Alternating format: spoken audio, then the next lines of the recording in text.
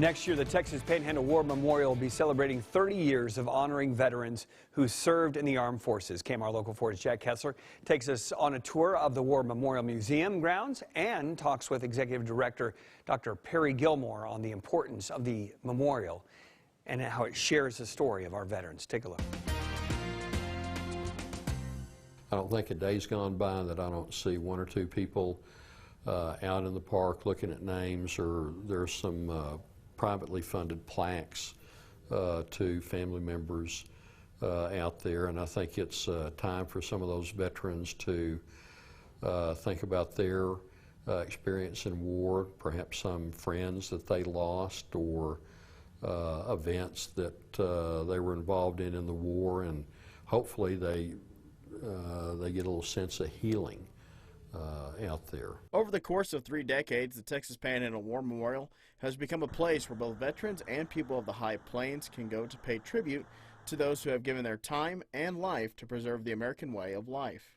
The current day War Memorial started as an idea in 1992 and would expand slowly into what it is today, with the War Memorial Center featuring a 15,000 square foot building with an education center, the only military chapel in the Panhandle, and a small military artifacts museum. Dr. Perry Gilmore, Executive Director of the Texas Panhandle War Memorial, says when people come out to the memorial, they are impressed.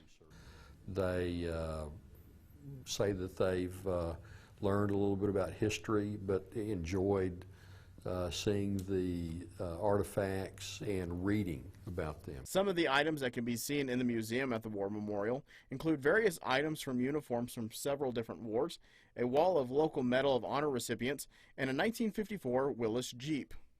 Talked to a lot of veterans who have remembered driving similar Jeeps in Vietnam, and these Jeeps earlier versions were in, of course, in World War II and Korea.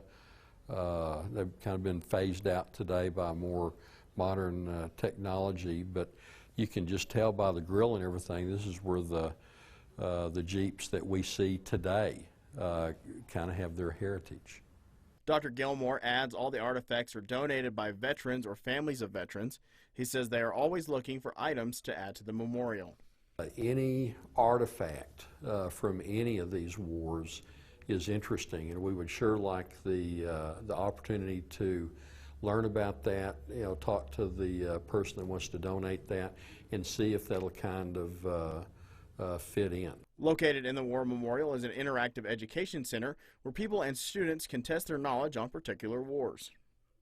Dr. Gilmore says he hopes when the public comes in and sees the exhibits, they get a greater appreciation for the sacrifices our veterans have made. We hope that what kids or any visitor here walks away with are a couple of things. One is, better understanding of history, but also a real appreciation for what veterans have gone through. They'll have a greater appreciation of the veterans they see, the active duty military. I mean, knowing that they're willing to not only put their life on the line, but sometimes undergo a lot of hardships in war. In Amarillo, Jack Kessler, KAMR Local 4 News. Dr. Gilmore adds they would like local schools to take field trips to the museum and learn history firsthand. KMR Local 4's Judd Baker will soon have more on one of the unique pieces of the Texas Panhandle War Memorial, a piece of the USS Arizona.